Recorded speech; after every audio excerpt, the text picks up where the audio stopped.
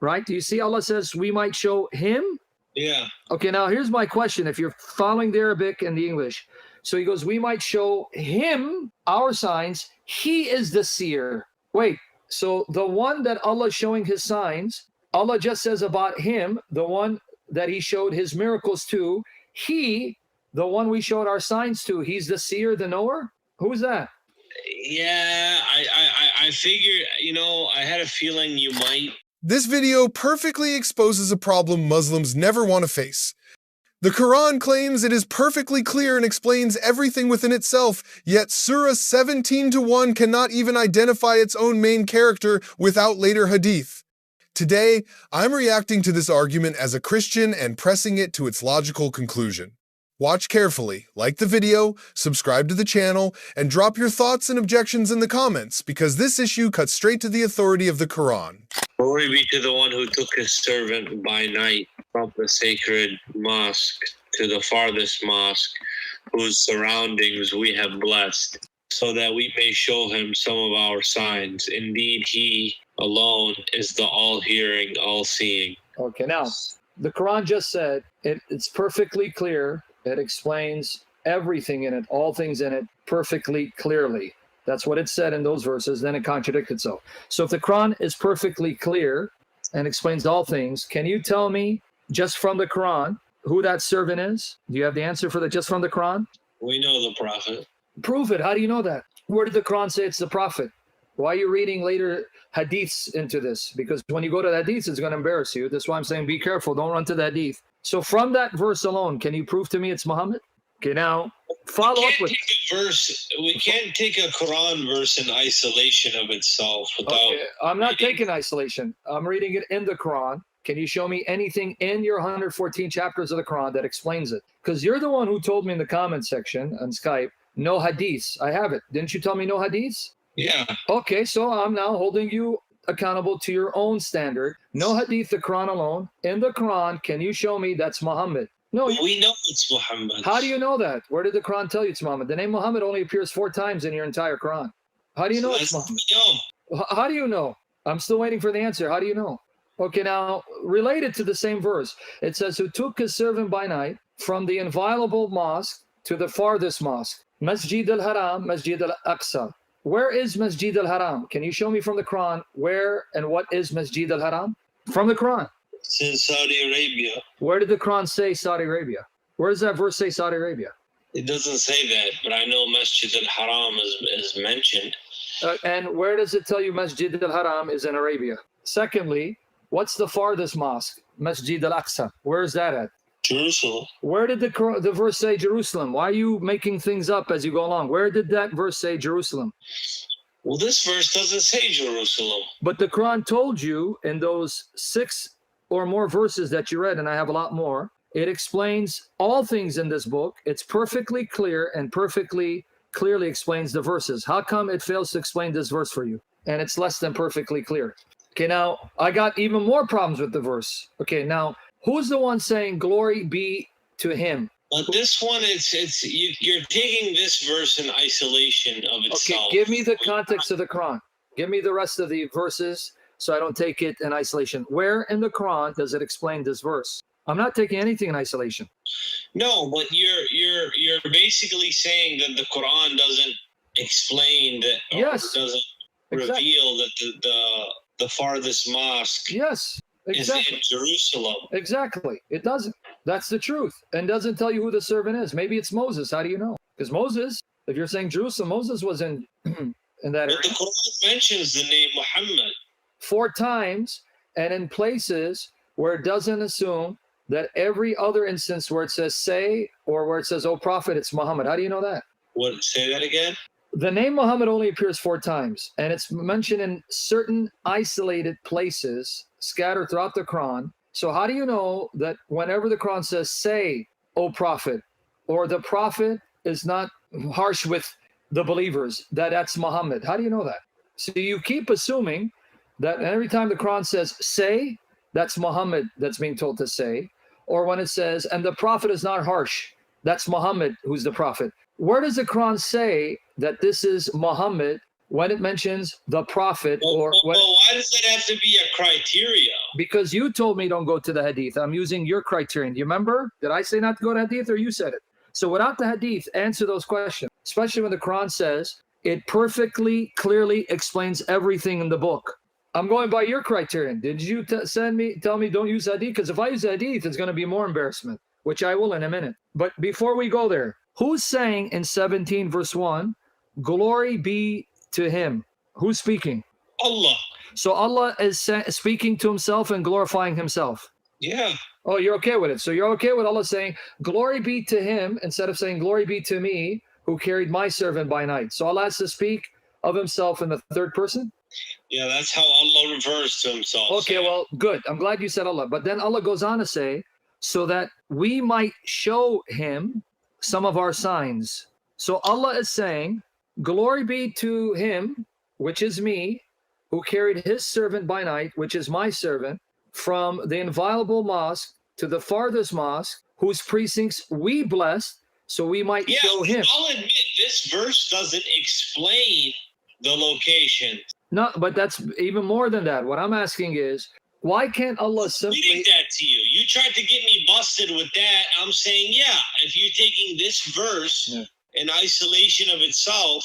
Even in the context of the Quran, you're not going to be able to figure out, because there's nothing in the Quran and other verses that tell you what this means. I have to investigate that. Keep investigating. But don't forget 2 points. This is the same Quran that told you it is a book that explains all things and is perfectly clear and perfectly clearly explains its verses, yet it doesn't. But here's the point I want you to focus on, so we can go to another example. Focus on this point with me. Allah is speaking, and Allah says, pay attention. You can see the Arabic, you'll confirm it. Allah saying to himself, glory be to him, which is actually me, who carried his servant by night, which is my servant, from the inviolable mosque to the farthest mosque. And now notice Allah says, whose precincts we blessed. Now, but pay attention to this part. So that we might show him our signs, ayat. Right? Do you see Allah says we might show him? Yeah. Okay, now here's my question. If you're following the Arabic and the English.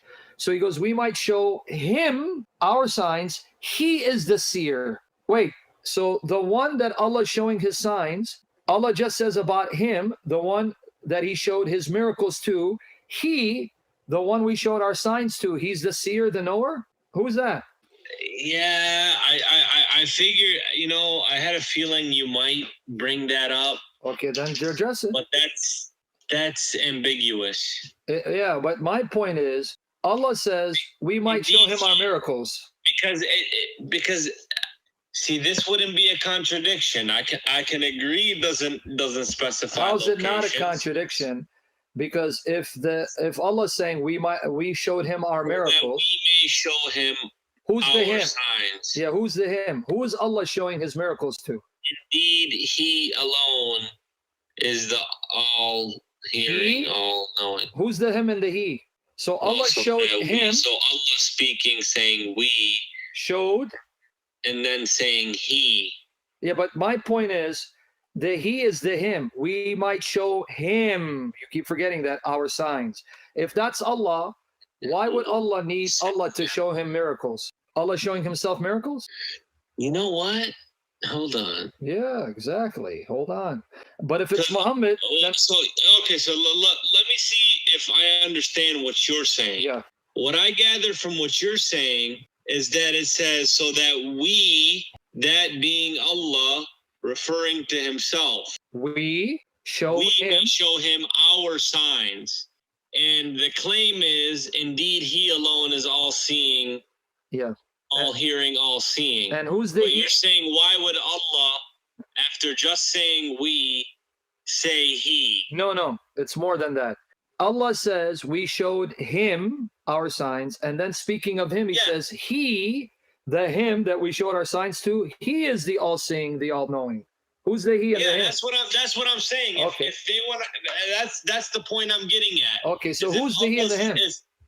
The claim is that Allah would be saying, the claim is that Allah is the all-hearing, all-seeing. So why would he say he? No, it's not only that. Why would... Instead of saying, indeed, I am the all-knowing.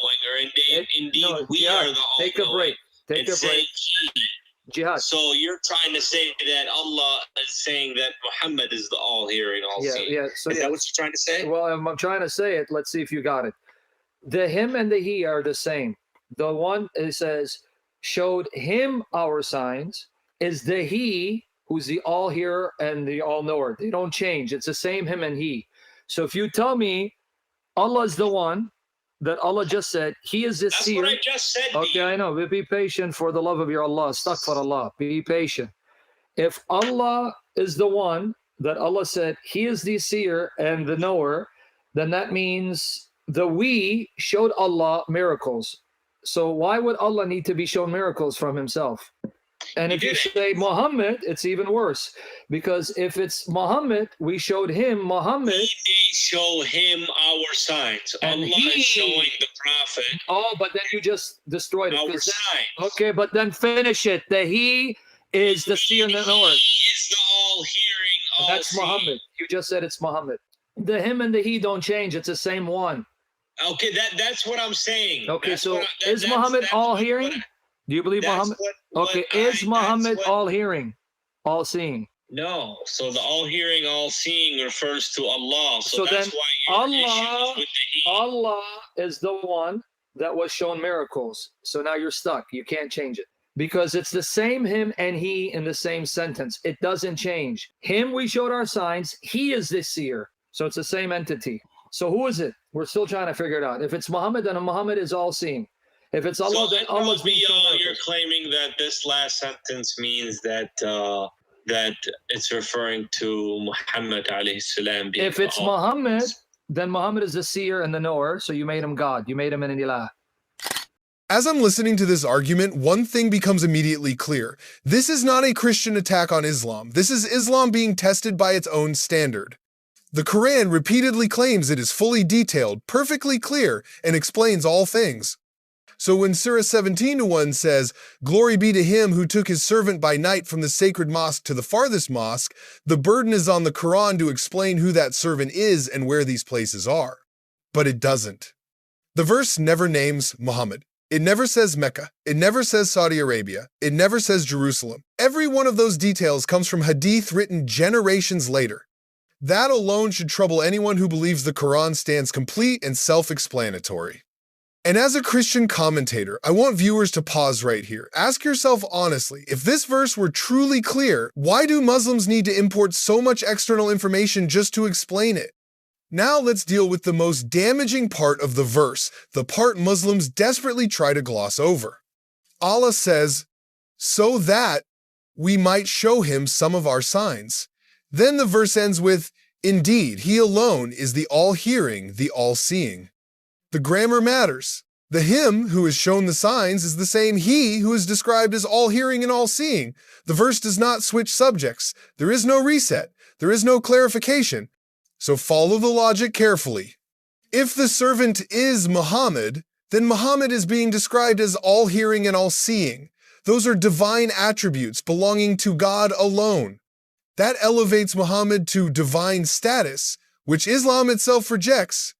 But if Muslims say, no, that refers to Allah, then Allah is the one being shown signs. That means Allah is showing miracles to himself, which destroys the entire concept of revelation.